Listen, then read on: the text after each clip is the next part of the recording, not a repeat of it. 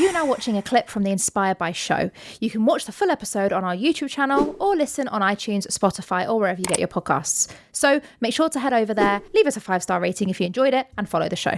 How do you find it with building your brand? Because obviously, as you said earlier, being a boxer, you need to have a face, you need to be visible about it, and sell your brand as well to be able to, do well in the sport. Well, I've always just stayed true to myself and been myself. I think that's what I have. A lot of people, even when I was on the GB team, I had the people who work for GB ask me, how did you build your following? Because I was young, like I've learned it all myself, like even getting sponsors. Like it's all about your own personal branding, and like I said before, facing rejection. Like I started from me as a kid, so I started boxing at 15, 16. At 17 years old, before social media, I was printing posters of myself and handing them out around town and putting them in pubs so people could recognise me. And I was asking them for sponsors, £100 a month. You got to know your worth. So I wasn't going up to them and saying I want £1,000, £2,000 a month. I said, have £100 a month, pay for my train fare, blah, blah, blah. Get 10 of them was £1,000 a month. I was only like 17. I was like, yeah. Do you know what I mean? So like you just got to stay true and authentic to yourself. And you got to make a decision. Like if you are going to want to play the game and you want to be the villain, then you got to maintain that. But you see it, people play the good guy when really they're the bad guy, and only lasts so long, and people go, this ain't the fella, and they end up hating them. Do you know what I mean? And vice versa, the other role. So I just think staying true to yourself. I've always stayed true to who I am, where I'm from. I want people to rise. I want anyone to do well. Don't really hate anyone.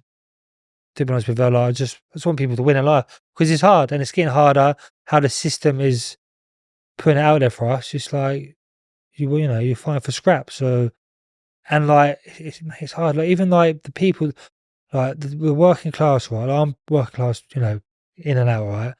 But I do. I've got my hands in, a few different pies. But like for now, how the normal people work, like how people are getting by, the normal 9 to 5 people. It must be so hard. Like, are you actually living life? Because like one holiday a year is not enough for you, man. I think it's getting harder now. Now you're a woman, your wife's at work. So who's raising the kids? The system. What are they teaching in the schools? God knows what. Yeah. God knows what. We all know what. Do you know what I mean? So it's like it's a big spiral, and then they're just raising our kids, and the kids are brainwashed, and then it's never ending. Do you know what I mean? And I think that's the thing, is you can learn so much from outside of the typical education, right? Like living life, whether it is like on the streets or whether it is in a business. I'm a big advocate for you learn so much when you start a business or have a big career. Oh my gosh, what works, what don't work. Oh yeah, and you learn about yourself, right? Like you're like, oh wow, I didn't realize I had that trauma, or I didn't realize I had that trait. But it sounds like to me you've already been a little bit entrepreneurial, even 17. The thought of going, right, I'm not going to try and get the grand sponsor, but I'm going to get, and just like printing things out. I know my worth, man. Yeah, but not even, Jordan, it's not worth. It's the ability to be like, how can I make this work?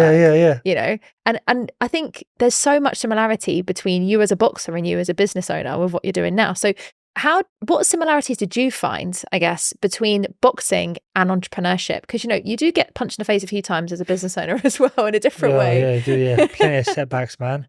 I don't know, they're very similar. Do you know what I mean? Like I said, you got to do a lot of sacrifice. It's late nights, early mornings. You got to do what nobody really wants to do. You got to go that extra mile. You got to be messaging more people. Do you know what I mean? There's so many. It's the same kind of trait, but in different ways. Because I'm always actually going to make up a little business behind boxing, because I actually wanted to help. Like I've always managed to get sponsors only because when people sponsor me, I make it more like a family thing, as in like you're part of the journey now, and like a lot of people get sponsored in take. I'm not really about that. I want it's got to be. It's not just one-way traffic. It's got to work both ways. Do you know what I mean? Like if I couldn't do something for you, I wouldn't really take your money. I ain't really about that. I'd rather just get by in life. I ain't really about that. So I was going to do like a little business,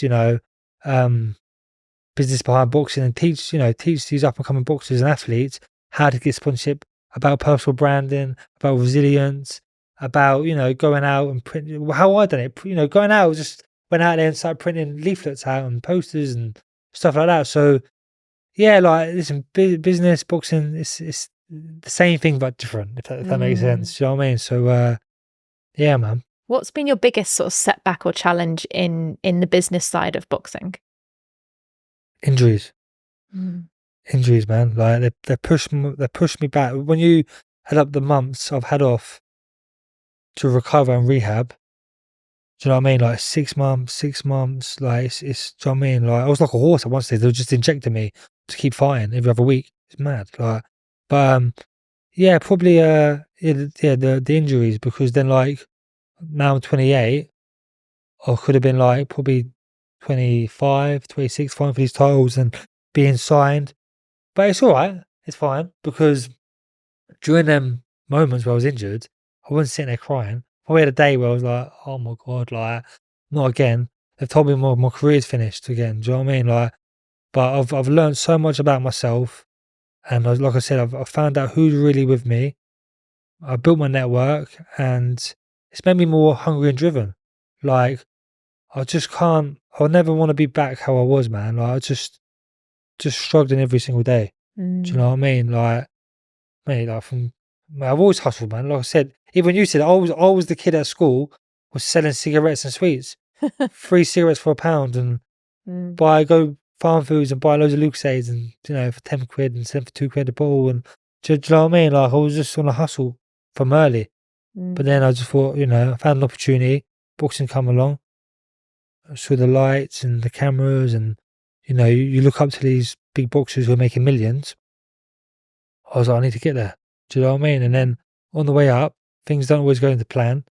Same as business. You plan things, it's never, is it? It's always, do you know what I mean? So yeah, I've learned on the way, man. Literally, I'm just learning day to day, like what works, what don't work.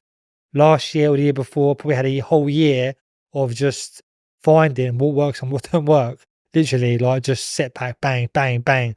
Like, I think to myself, cool, like, this is crazy. Do you know what I mean? But it's all good. Yeah. It's part of the journey, though, isn't it? Part of the You've got journey. to learn it. Part of the story. Yeah. Part of the book you're going to publish one day for me.